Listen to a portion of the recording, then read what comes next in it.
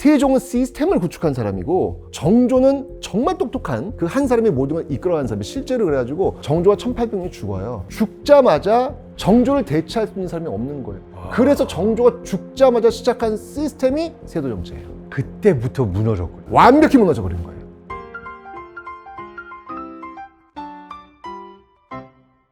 안녕하세요. 내각박사 장동선입니다.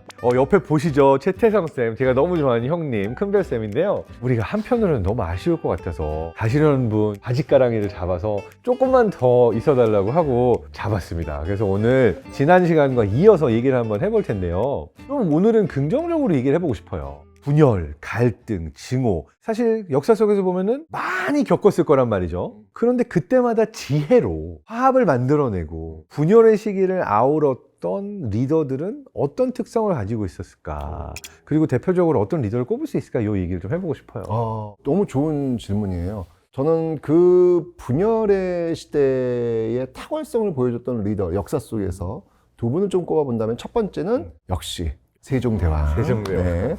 두 번째는 조선시대 시험 문제에서 가장 많이 나오는 왕이 두 분이 계세요. 조선 전기의 세종, 조선 후기의 제가 맞춰볼게요. 정조. 아이, 그렇구나. 그 두 분을 한번 좀 이야기를 해봐야 될 것 같은데 이 두 분의 스타일이 전혀 달라요. 전혀 달라요. 세종의 가장 큰 업적이 뭐라고 생각하세요? 과학적인 왕이었다는 것. 역시 이과랑 다르구나.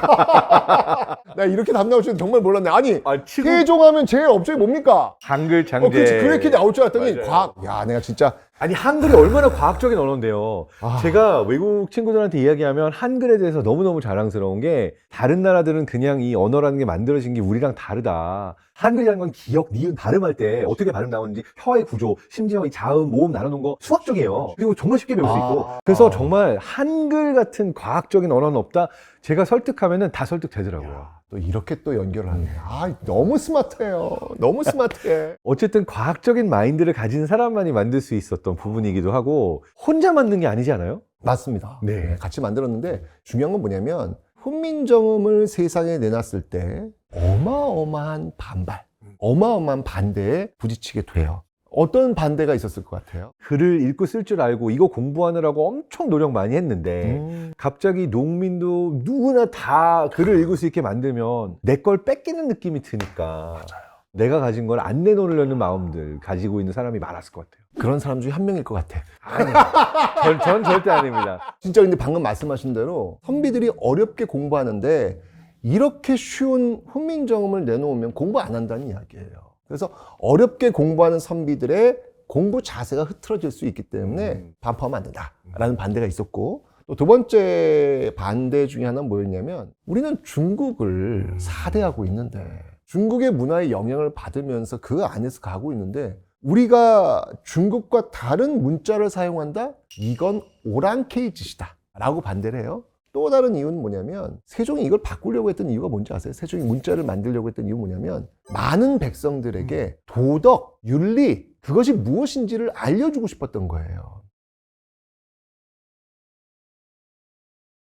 문자를 모르니까 아무리 얘기를 해봐도 알 수가 없는 거잖아요. 어떻게 사는 것이 바른 삶인지, 어떻게 사는 게 유교적인지, 어떻게 사는 게 윤리적인지 모르는 거야.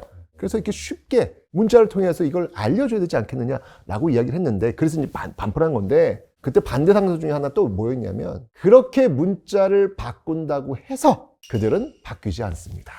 근데 이거는 정말 좀 미련한 반발이었던 것 같긴 하네요. 바뀌지 않는다라고 믿는다는 것 자체가 조금 거만한 생각 아닐까요? 그렇죠. 그러니까 네네. 신문지잖아요. 양반 중에 상민, 천민이 있으면 그 당시 인구의 다수는 상민들이에요. 양반들이 바라보는 그 상민, 상놈이죠, 상놈. 그 상놈들은 개돼지라는 얘기예요. 그러니까 이거 만들 필요가 없다는 얘기예요. 굳이 만들어서 우리가 오랑캐 짓을 왜 하느냐는 얘기예요. 사실 세종이 화를 내는 스타일이 아니에요. 세종실록을 읽으면 재미가 하나 없어요. 그래서 세종 관련된 드라마 없는 이유가 뭐냐면 시청률이 안 나와요. 화내는 얘기가 나와야 재밌는데 뭔가 드라마틱해야 되는데 죽이고 싸우고 뭐 이래야 되는데 없어. 그래서 결국 예전에 그 한석규 씨가 그 세종을 나왔을 때 장치를 만든 게 뭐냐면 욕하는 세종. 하도 밋밋하니까 작가들이 고민한 거야. 해가지고 관심을 끌었던 적이 있는데 세종이 버럭 화를 내고 정말 극단적 행동을 한 사례가 한 번 있어요.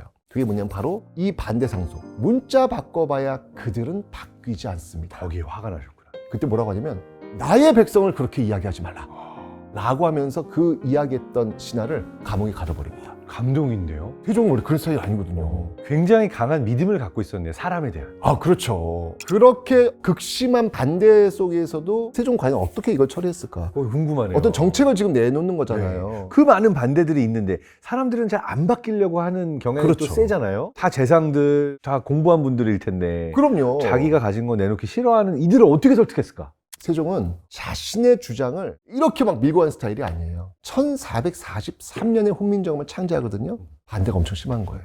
그래서 반포하지 않아요. 훈민정음 창제는 그래서 1446년에 반포를 해요. 3년이 걸렸네요. 설득의 시간이. 그렇죠. 왜 이걸 수기민주주의라고 하잖아요. 이 기간 동안에 계속해서 시험하면서 이게 왜 필요한지 설득하는 이런 작업들을 거쳐요. 이게 세종 스타일이에요.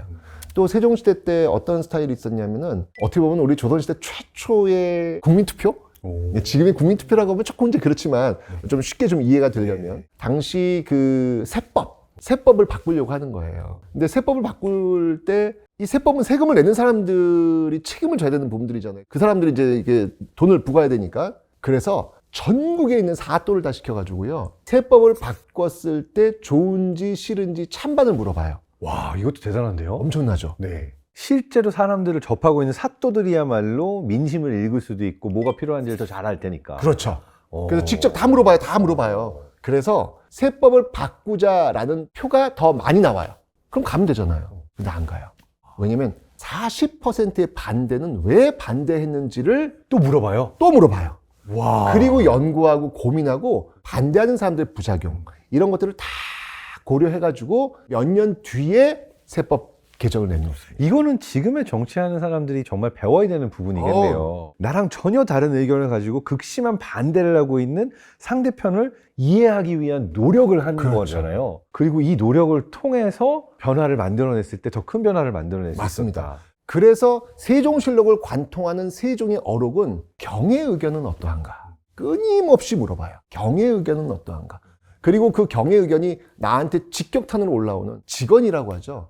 정말 이 세종시대 그 신하들을 보면은 이런 표현 좀 그렇지만 싸가지가 없어요. 웬만해야지. 반대를 위한 반대인가? 뭐 이런 느낌이 들 정도로 너무 화가 나요. 너무 반대 심하게 해서 또 이름이 남아있는 신화도 있지 않나요? 있죠. 고약해. 고약해. 성이 고시고 이름이 약해. 실제로. 세종 때 있었던 신화예요. 있었던 이름이에요. 사사건건 세종대왕 함께 네. 아니 되옵니다 하니까 이 고약해 거기서 나오는 맞아요. 예. 그 정도로 경의 의견은 어떠한가를 참 많이 물어봤던. 그래서 결코 세종실록을 보면 세종이 먼저 결론을 내고 이야기를 끌지 않아요. 세종은 많은 이야기를 듣고 그 이야기를 정리하는 스타일이에요. 여기서 되게 흥미로운 게요. 뇌과학적으로 심리학적으로 이 설득의 메커니즘을 살펴보면 되게 재밌는 게 우리가 반대를 하는 이유가 뭘까를 생각해 봐야 되는데 반대를 하는 이유가 정말 논리적으로 합리적으로 이게 틀려서인가? 근데 많은 경우에 논리적으로 합리적으로 틀려서 반대를 세게 하는 경우는 생각보다 별로 없고요. 우리 편이 얘기하는 게 일단 다 맞고 저쪽이 우리 편하고 다른 얘기를 하니까 다르게 말하는 경우가 많아요. 이스라엘, 팔레스타인이 한창 어떤 정책적으로 서로 다른 의견을 하고 있을 때 어떤 실험을 했냐면 이스라엘 쪽에 그럼 답을 내라고 그랬어요. 팔레스타인 쪽에 답을 내라고 하고 편집봉투에서 밀봉을 했어요. 그리고 바꿔치기를 한 다음에 이스라엘 사람들이 낸 답에다가 팔레스타인 답이라고 적고 팔레스타인 사람들이 낸 답에다가 이스라엘 답이라고 적어서 그거를 다시 준 거예요. 내가 냈던 의견이 상대 의견이라고 레이블만 바뀌어서 돌아왔는데 중요한 건 내용이 아니라 니네 쪽에서 말한 건 나는 절대 안 돼! 라고 하는 반대의 메커니즘이 더 센 거예요. 그럴 것 같아요. 그리고 그 우리 편을 옹호하는 메커니즘이 뭐랑 같이 가냐면 내가 쟤네들 잘 되는 거는 못 볼 것 같아. 이런 마음하고 같이 가는 거거든요. 이게 이제 뇌 안에서는 우리가 내 집단, 외 집단에 대한 편향이 강하다라고 그래서 진화생물학적으로 일단 우리 편이 뭉치는 게 생존에 제일 중요했기 때문에 논리와 내용 때문에 반대한다기보다는 우리 편을 옹호해야 된다라는 생각이 더 강해서 이러한 반대가 나오는 게 하나. 그 다음에 두 번째는 내 생존의 위협을 받거나 내가 가지고 있는 기득권이 침해된다고 생각했을 때, 그러니까 가진 거 뺏긴다고 느꼈을 때 사람이 기분이 제일 나쁘잖아요. 그래서 손해본다라고 생각해서 나오게 되는 방어 기제. 이 두 가지가 보통 반대에 있어서 가장 크게 작용을 해요. 너무 이성적이지 않잖아요. 그래서 아마 세종대왕이 3년이나 두시고 설득을 했던 거는 일단 아마도 그 방어 기제를 무너뜨리기 위한 이렇게 가도 너에게 더 좋아. 그러니까 예를 들어서 요 테이블 위에 있는 밥만 보잖아요. 보면은 누가 내 밥 뺏어 먹는 거 싫잖아요. 근데 설득을 할 때, 야, 이 밥 조금 내놓으면 요거를 가지고 우리가 밥상이 10개가 생겨. 그러면 이제 설득되지 않겠어요? 아, 요 밥 하나만 있는 게 아니라 먹을 게 더 많이 있구나. 아, 그러면은 그렇게 반대 안 해도 되겠구나. 라는 형태로 말하자면 내 것을 뺏긴다라기보다는 더 큰 것을 얻는다의 형태의 프레임으로 바꾸는 게 많은 경우에 이제 반대하는 사람 설득할 때 효과 있고, 일단 상대의 반대 의견을 들어주는 것만으로 상대가 반대하는 게 조금 약화돼요. 내 얘기를 들어주네? 경의 의견에 충분히 내가 납득이 된다. 그러면 뇌 안에서 이제 무의식적으로 외집단이었던, 싸워야 할 대상이었던 누군가가 사실은 우리 편이네 로 열려요. 그러면 성공이에요. 왜냐하면 이게 나뉘어 있는 동안에는 절대로 설득이 어려워요. 왜냐하면 내용과 논리 때문에 반대하는 게 아니라 사실은 내 편, 네 편으로 뇌가 나눠놓고 싸우는 걸 좋아하기 때문에. 아니, 세종실로 읽다 보면 다 아니 되옵니다야. 이 인간들이 다 아니 되옵니다야. 정말 힘드셨겠어요. 아, 극한 직업이었죠. 그런데 세종이 이걸 다 받아요. 그리고 아마도 설득이 됐던 이유는 이걸 것 같아요. 왕이 나의 의견을 들어준다. 나를 존중해 주는구나. 나를 알아주는구나. 그렇구나. 그러면 나를 알아주고 존중해 주는 사람은 의견이 달라도 좀 받아들일 만 하지 않겠어요? 그러네. 아마 그렇게 설득했을 것 같아요. 이야. 네, 세종대왕은 어쨌든 대단하네요. 네. 훈민정음을 만들어 놓고도 3년을 기다리고 모든 신하들의 의견을 받아서 취합할 수 있었다는 게 성군이 많네요. 근데 궁금한 게 또 정조대왕은 어떤 방식으로 이 혼란한 시기를 해결했나요? 정조는요, 세종과는 전혀 다른 스타일입니다. 그 얘기는 뭐냐면 세종과는 전혀 다른 뇌를 가지고 있겠구나라는 그 결론을 일단 도출할 것 같아요. 어떤 뇌인지 알려주세요. 세종실록을 관통하고 있는 문구는 경의 의견은 어떠한가 이거였잖아요. 정조의 어록을 관통하고 있는 문구는 뭐냐면 너가 틀렸다.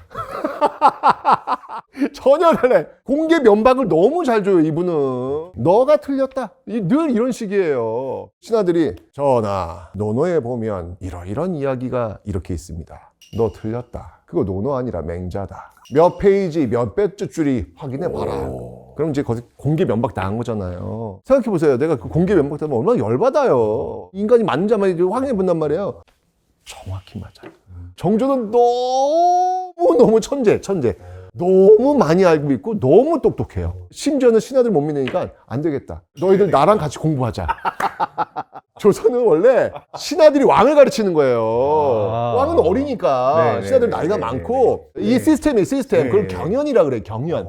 늘 경연이 있어요. 왜냐면 왕은 왕다워야 되는 그 군주로 커야 되기 때문에 신하들이 어렸을 때부터 계속 가르쳐요. 그런데 정조는 왕이 신하들을 가르쳐요. 정말 그 국가고시 몇만 대 1이에요. 그 과거 시험이 얼마나 어려운데요. 공부해서 내놓으라는 존재들. 근데 이들을 다시 집합을 시켜요. 그걸 뭐냐면 계몽시키기 위해서 초대해가지고 가르치는 문신들이란 뜻이에요. 정조가 직접 시험 문제도 내고요. 직접 채점도 해요. 채점까지. 빨간 펜. 다 채점. 그 초계 문신의 대표적인 신하가 누구냐면 그게 정약용이에요. 근데 정약용도 보통 공부하신 분이 아니잖아요. 그 정약용의 스승이 정조예요. 이거 말 다 했죠. 정약용이 정조를 가르친 게 아니고요? 정조가 정약용을 가르친 거예요. 서로에게 배우지 않았을까요? 아니에요. 정조가 압도적이에요. 진짜요? 정약용이 늘 정조 앞에서는 가까이 하게 너무 먼 당신, 초라해지는 나의 모습. 대다산 정약용이 그 정도로. 이거 궁금한 게 하나 있어요. 가끔 그래도 인간이니까 정조가 틀렸고 신하가 맞았을 때도 있을 때. 없어요. 그런 적 없어요. 그때 이제 내 의견을 바꾸고 너가 맞다라고서는 받아들이시는 그런 건 있어요. 그거를 아예 짜요. 그게 무슨 말이냐면 편지를 보내요. 이분은 편지 정치를 하시는 분이라서 내일 내가 이 멘트를 칠 거야. 그럼 네가 그건 틀렸습니다. 라고 이야기를 해. 그럼 내가 당황히 할게. 너는 그럼 의견이 뭐냐? 물어보면 너는 이렇게 대답해. 시나리오를 아예 줘요? 답을 주는 거예요. 야. 그러면 내가 그래 너의 의견이 맞다. 그리고 너의 의견을 수용할게. 근데 그 너의 의견이 뭐예요? 누구의 의견이에요? 나의 의견이야. 이런 식. 그러니까 거의 카리스마가 장난이 아니에요. 경의 의견 묻지 않아요. 그냥 압도해요. 정조의 할아버지가 영조예요. 네. 영조와 정조 시대를 우리가 꿰뚫는 단어를 뭐라 하면 탕평이라 그래요. 여러 당파들이 서로 투쟁하고 있으니까 너무 다양하니까 이걸 좀 이렇게 감아 놓으려고 해요. 그런데 똑같은 탕평인데 영조의 탕평과 정조의 탕평이 달라요. 영조의 탕평은 뭐냐면 비율로 맞춰요. 여기 국민의힘 25%, 더불어민주당 25%, 뭐 개혁신당 25% 이런 식으로.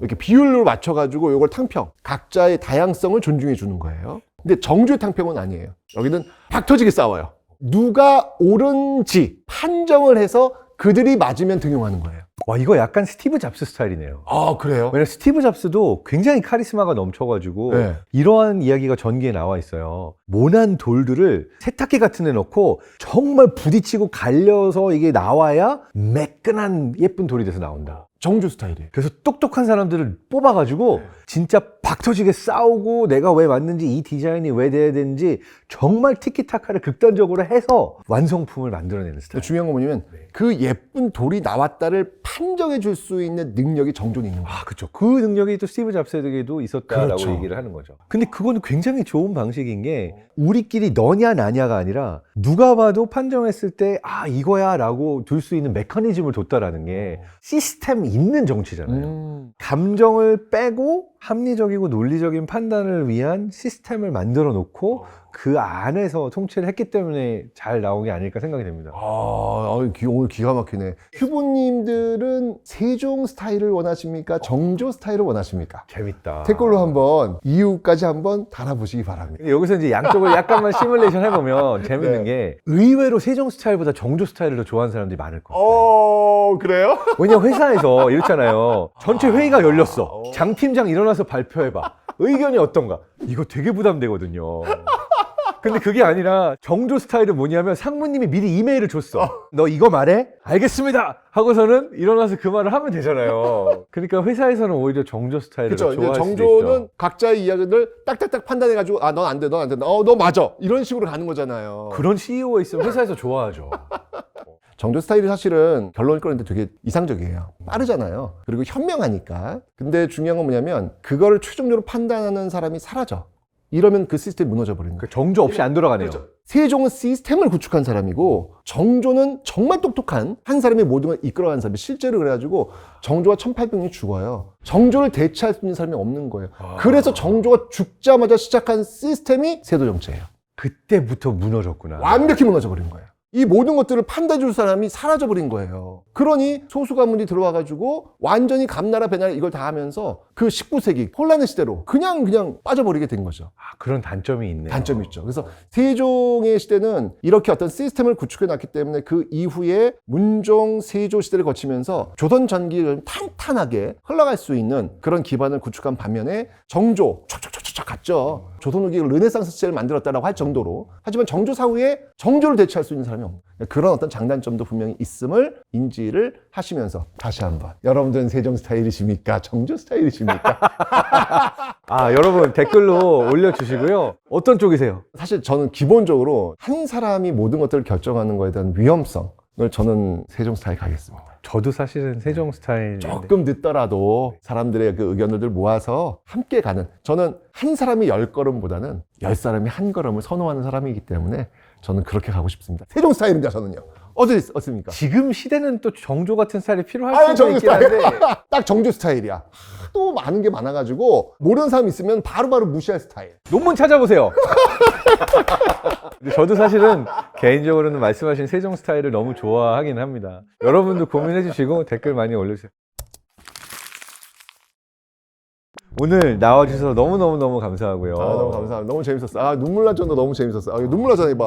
너무 웃어가지고 지금. 큐브님들 뵈가지고 전 너무너무 반가웠고요. 우리 장돈선 박사님 정말 많은 과학적인 어떤 지식, 어떤 뇌의 어떤 지식 이런 것들을 이렇게 공유해주고 계시니까 많은 도움 받으시면서 조금이라도 좀 더 행복한 그런 가치 기준들을 잡으시기 바랍니다. 너무 고맙습니다. 형 네. 사랑해요.